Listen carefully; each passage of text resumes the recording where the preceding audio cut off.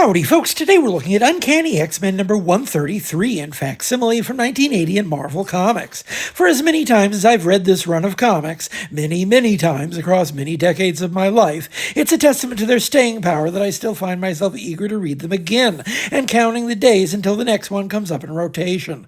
Not something I can say about Hush. Spacing them out to a new chapter every few weeks here comes close to approximating what it must have felt like at the time, to not actually already know every step of the story like the Stations of the Cross.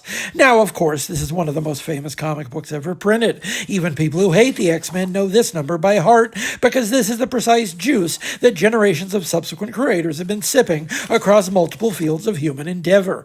This specific issue picks up right where we left off, with Wolverine infiltrating the Hellfire Club building from the basement up. Along the way, he fights a group of mercenaries sent down to retrieve the body of the only X-Man unaccounted for in the siege. Of course, Wolverine makes short work of those punks, but it's worth pointing out that this precise scene would go on to become a significant stepping stone for future stories. If you think Wolverine is playing rough with these goons, you'd be right, and it would come back to haunt him over half a decade later, when these same goons became the nucleus of the team of Reavers put together by Lady Deathstrike to revenge themselves on Wolverine. Whether or not Claremont had any clue who the Reavers were going to be in 1980, the fact that so much incidental to this story was later used as raw material for later stories is another indicator of just how significant the entire sequence would prove. Meanwhile, Cyclops fights on the astral plane to try and free Jean Grey from Mastermind's dominion.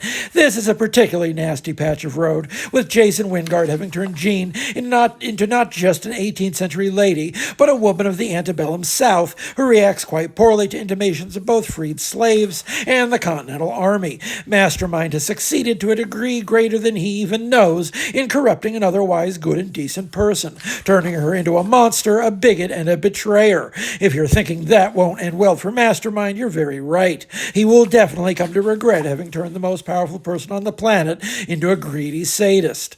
This issue marks the halfway point in the story, with the heroes beaten even lower after last issue's rout.